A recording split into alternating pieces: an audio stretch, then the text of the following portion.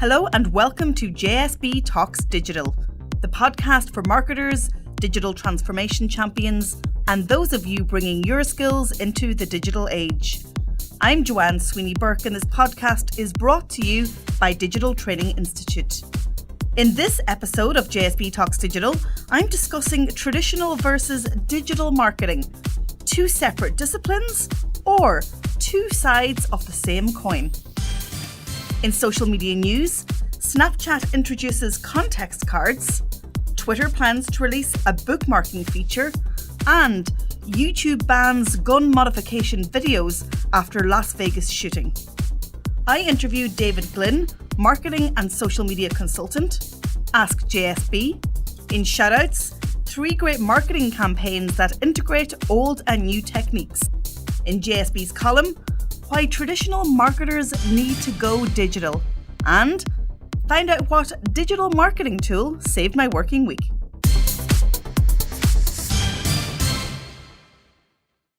Social media news. Smart marketers understand that signals need context in order to create the right marketing message. Snapchat is leveraging this tactic by introducing context cards for greater discoverability. If you see a snap from a location you like the look of, you can swipe up on any snap that says more to view context cards. The feature works similar to how Snapchat's marketing tools work for paid campaigns, which can do things like offer up links to stories when users swipe up in their stories. You'll see the same more link at the bottom of stories you're watching, but when you swipe up, they'll have info automatically populated from Snap's partners on context cards, which include TripAdvisor, Foursquare, Uber, and more. So, context cards can feature things like reviews from critics and customers, directions to a venue, hours of operation, rides from ride-sharing services, reservations at restaurants, phone numbers to contact, websites for more information, and more snaps from around that area. Context cards are only available in specific countries right now. If they aren't in your region at the moment, they hopefully will be soon. A product developer at Twitter tweeted this week that they are working on a new Save for Later option on the social network.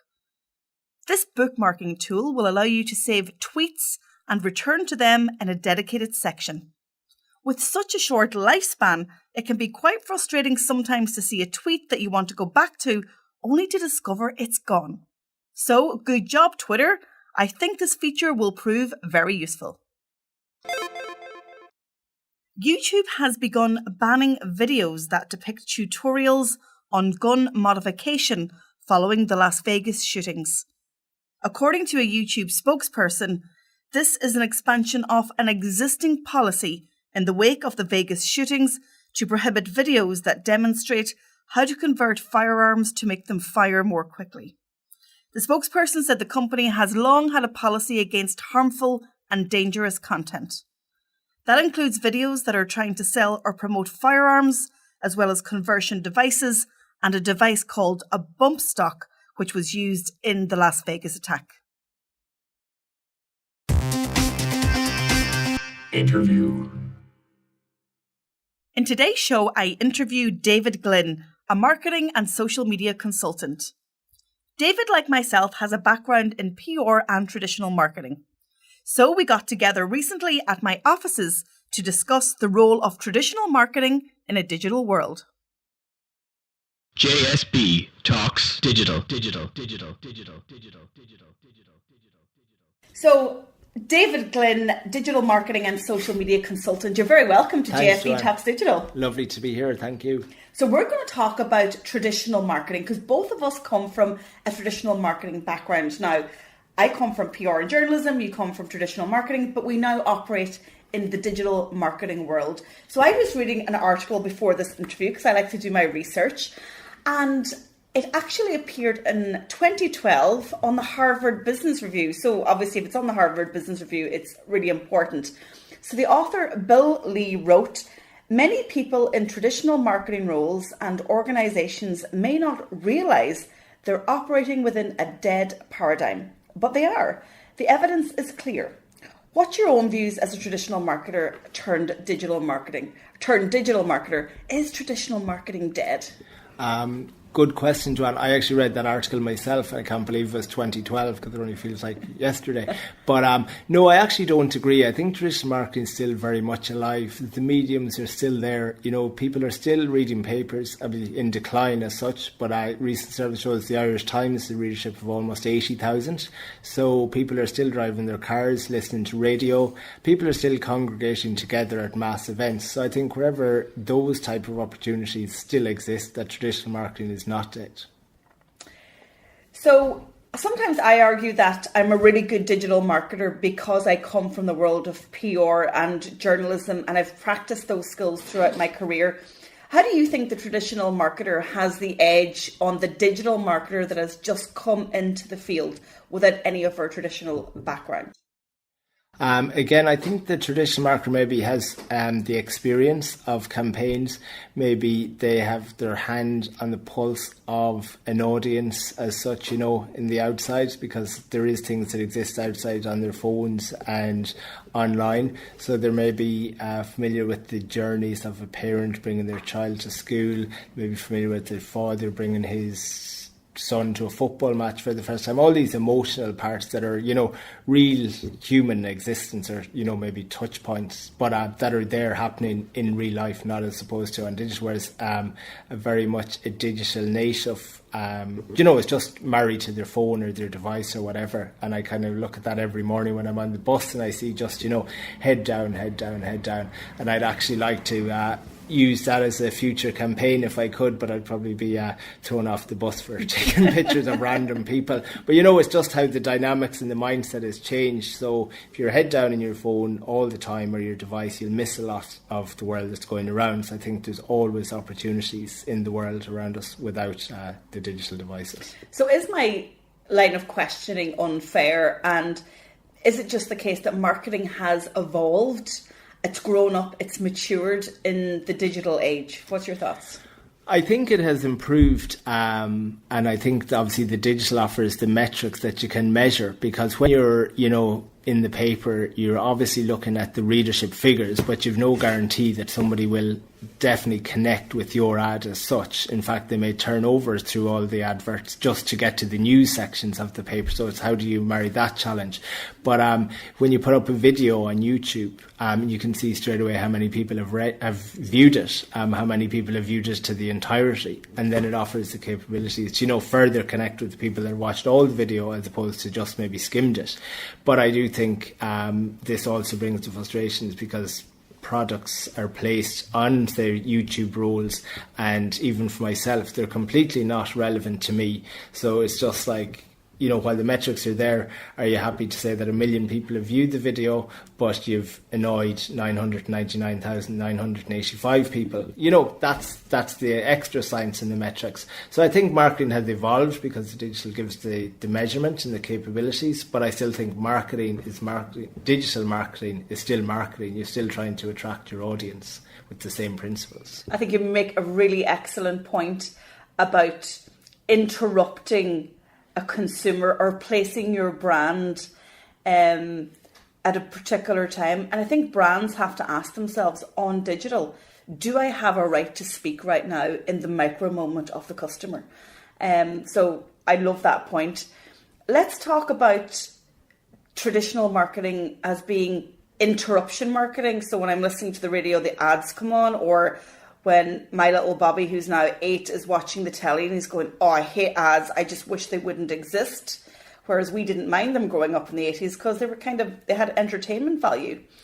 And do you think digital marketing were forced to think more about the customer, whereas in traditional, it's about the big idea? Do our mindsets have to change? Yeah, good question again. I suppose you said your 8-year-old, my 4-year-old niece, who's fond of seeing me early mornings as well, which I didn't know existed. And she also says, make the ad stop. So again, it's kind of like, wow, is this where we're at? And she's only 4. So very smart. Yeah, I suppose you have to think where it is that you're, and if like you're targeting pregnant mothers, that, the little ads for, again, I don't know what baby food come up, maybe that's subtly okay. But for me, as a 40-year-old that's interested in rugby and doesn't have children, I'm like, are they content that they've just, as I said, a high number of people have seen it? So yeah, I think we need to be careful as well where we're putting the ads. But is it a case that it's a vanity metric where someone is happy that a lot of people have seen the ad? Very much so. And I know my own experience, and I'm sure you do too, clients love the vanity metrics, don't they? They get, their ego improves and they think that, you know, everything is working if they just look at the top line figures. But there's a lot more going on behind the scenes, isn't there? Yeah, I suppose they're good seeing. It's like, look, the top level, this is what happened and this is what we did. But I suppose the bottom line is the revenue and the sales. And I was having a discussion with an old college mate of mine there who's actually moved into financial accounting as opposed to marketing, and he said, I don't care about any of that, I just want to see the sales. So I think it has to be measurable in some way. As I say, like 2017 influencers and all that is very relevant. So again, the reporting in how that campaign is measured. Are you going to be happy that a big person, if you have the budget, has, you know, interacted with your brand? But I know, for example, in my own case, I love reading about hotels in New York, but the ones that I'll read about from a blogger or an influencer won't be the ones that I'll stay in. So is that a wasted exercise? You know, my eyeballs scrolling it through that. I think there's ways of doing it cleverly. I know if you're like an Instagram, you reach over 10,000 followers, you can swipe up. They put on clothes and demos, and you know, they can literally swipe up and buy the outfit straight away. So obviously that's very measurable, and you know, I don't know the stats on it, but obviously that boutique does, so it's obviously worth their while to do it, because they're constantly, you know, as they say, one click to buy, and it literally does take one click to buy. So I think, as I said, the way around it is the fluffy vanity metrics are there, but when you know, have to be digging deeper into it to find some true value. So you've been marrying traditional marketing and digital marketing now for a number of years. Tell me how you marry the old traditions and the new technology to come up with a super campaign. Anything that stands out for you?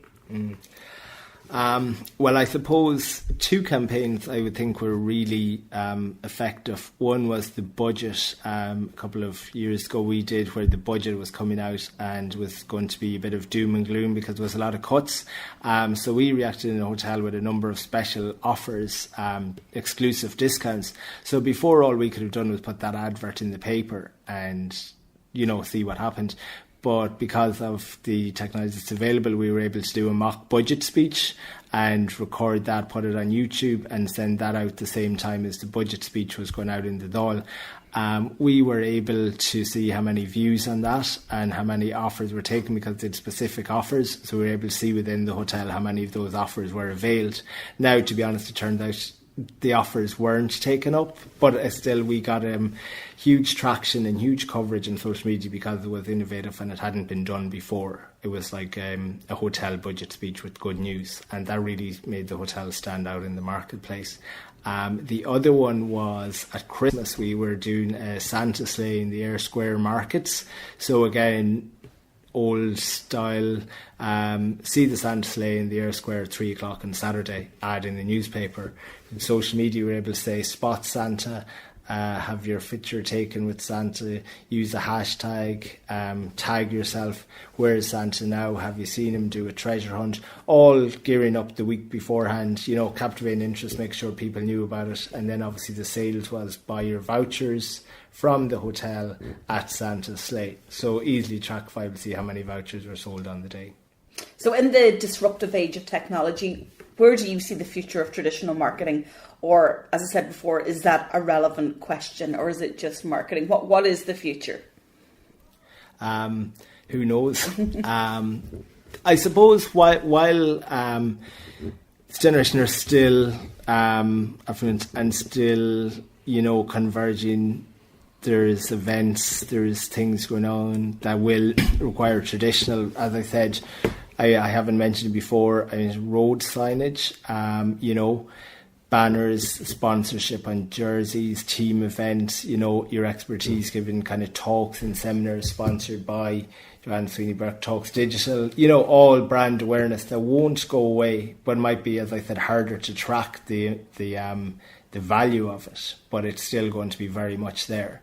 And as I said earlier, until the radios go out of existence and people completely stop reading newspapers, which won't happen. I mean, it could be a stage that newspapers are dead in 10 years, but at the moment I think it'd be a very long time before that happens. And if we have some marketers who are managing big budgets with perhaps more than 60% going to traditional, or even if we have some business owners listening who are in that situation, what advice would you give them to make the transition to make digital top heavy or otherwise? What's your advice? I suppose every business is different. So, you have to look at what's working currently, but also have one eye in the future. So maybe it's always good to have a scope for more experimental phases. But I suppose trackability. So if you're still putting a large amount of full page ads in papers, again, it could be the local paper, the advertiser, or it could be the Irish Times, so the budget effect. Obviously, you see what's the track. So whether it's a coupon or, as I say, coupons were the only thing that be done now. You could say put a code on the website, so it's like Irish Times 1, so at least then you'll know that the big brand is still converting to sales. And I think everyone knows the experience of reading a paper or magazine, like when you say what's the future, everyone thought QR codes, which I believe have never taken off, but there could be a website code like that you'll see on the checkout stage that will show there's influence and value in the advertising campaign. So obviously digital is growing more and more, but I think it's when you're like finding what platforms are there, like don't be on all the platforms, but be on a platform that's suitable to yourself. So if you think like Snapchat is still for kids, that's probably right for your brand, but maybe you could ask your teenage daughter. Yeah. David Glynn, thank you so much for joining me on JSB Talks Digital. And it's great to have another traditional marketer on the show turned digital marketer. And it seems that we have matured just as marketing has matured. Absolutely, Joanne. Hopefully we'll have the same chat in 10 years' time and see what we're talking about then.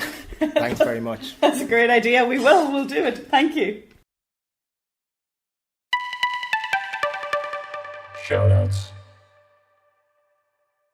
In this part of the show, I give shout-outs to individuals, organisations or brands that are remarkable online and worth talking about. This week I'm sharing 3 excellent case studies where traditional marketing converges with digital. 1. Ireland's National Health Service, the HSE, is promoting the flu vaccine as we step into yet another cold and wet Irish winter. Increasing uptake of the vaccine is their main goal, especially among those in the risk category, such as asthmatics, pregnant women, older people, and those with long-term illness. They are running a very slick campaign which travels across print, radio, social, and the Google Display Network. They have also launched a hashtag, #YourBestShot, which is gaining momentum across Twitter. Across the country, workplaces and pharmacies are offering the flu jab to employees and members of the public with great use of printed marketing material and PR campaigns. Find out more at hse.ie/flu. 2. The GoPro Be a Hero campaign was launched to inspire everyone to live a full life and find new ways to capture and share their experiences using GoPro's expanding ecosystem of cameras, mounts, accessories, and software. GoPro leveraged the power of their own customer base to tell the story of the brand. And their customers responded in their thousands. They shot videos of their own GoPro hero moments in the hope that they would be shared on the GoPro YouTube channel, which is over 5 million subscribers. YouTube says, the authenticity of the GoPro channel content helps viewers feel connected to the brand. The campaign was supported by traditional PR and in-store marketing material. 3. Dublin radio station 98 FM slides nicely into this section of the podcast with their campaign, The Big Slide Home. Their inflatable 260-foot water slide ran through the Christchurch area of Dublin City with thrills and spills for all to enjoy. The slide was accompanied by a fun zone, and it brought on-air and online fans closer to the brand with a very fun twist. The promotion of the event on social involved videos of the slide, fans tagging each other in photos and on videos, and the event was oversubscribed shortly after tickets were released. Ask JSB. In this part of the show, I bring the voice of my listeners onto the podcast. Don't forget, if you've got a burning social media or digital marketing question, you can ask me and I'll answer it on the show. Simply log on to digitaltraininginstitute.ie/askjsb. This week's question is from Eamon, who is a sports reporter in Radio Kerry. Hi, Joanne, Eamon, Radio Kerry. I was wondering, should you create content exclusively just for a podcast? Thanks for your question, Eamon. This is a great example of traditional media versus new media. I truly believe that traditional media outlets need to think of their traditional mediums differently to their online channels. There are opportunities to build new audiences. Local radio in Ireland has a demographic based on location and age. So a typical radio station would broadcast to people in the county where they are based and within the parameters of the radio licence. The age profile is usually older at 35 to 65. I'm of the opinion that you should be producing content exclusively for an online audience where you're trying to grow that audience. Segmenting your audience is a key first step, and testing them with a pilot show, series, or podcast is a good way to do it before you actually launch. You can then leverage your on-air audience to promote your online content, and then, of course, use social media to amplify reach and engagement. JSB's column. In today's column, I'm sharing my thoughts on why traditional marketers need to go digital. Traditional marketing and journalism has evolved, and so should your skills. Look at how JSB evolved. I started my career as a journalist. I then moved into public relations and marketing, and about 7 years ago, extensively and exclusively into digital marketing. The customer is king. We have to be where they are. Around 40% of the world's population has an internet connection today. In 1995, it was less than 1%. So you can see how marketing has evolved if we just consider the influence of the internet. The smartphone has revolutionized the way we behave, how we communicate, and also how we shop. 1 in every 5 minutes online is spent on the smartphone.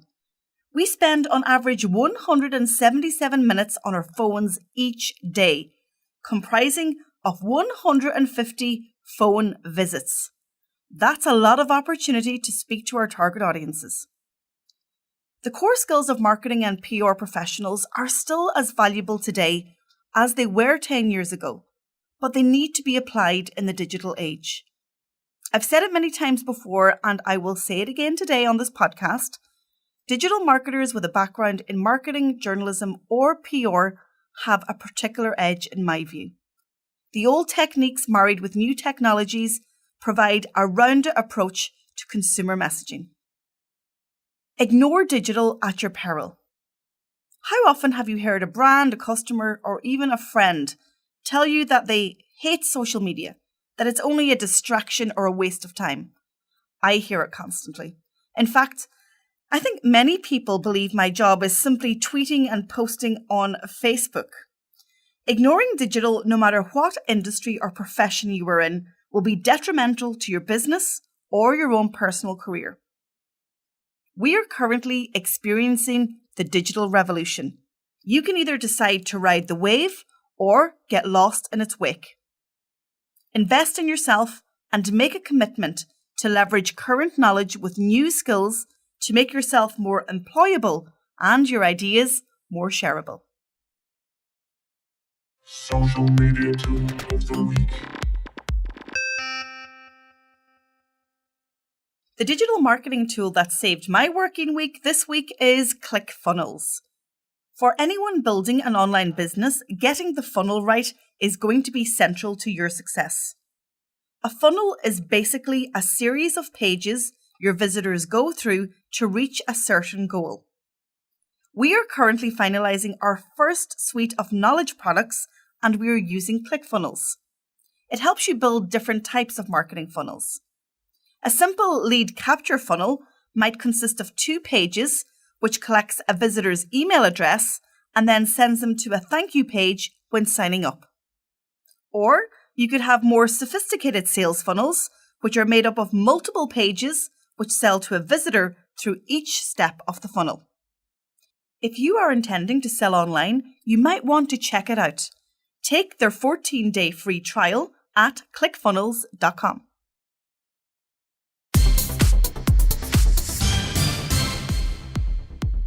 Thanks for tuning in to episode 69 of JSB Talks Digital. It sure is fun to make these shows. To ensure you never miss my podcast, please subscribe on your smartphone on iTunes, Stitcher, or SoundCloud. We're also listed on Libsyn, the podcast network. If you're a regular listener, I'd love if you could take a few minutes to post a review on your podcast platform of choice. As always, I have everything discussed on today's show on my award-winning blog at digitaltraining.ie. Don't be a social media stranger. You'll find me on Twitter at Tweets by JSB. You can post a comment on our Facebook page, Digital Training Institute. Snap me to JSB Snaps, or why not send me a boomerang to JSB Grams. I'm Joanne Sweeney Burke. This is JSB Talks Digital. Thanks for listening, and I'll talk to you soon. JSB Talks Digital.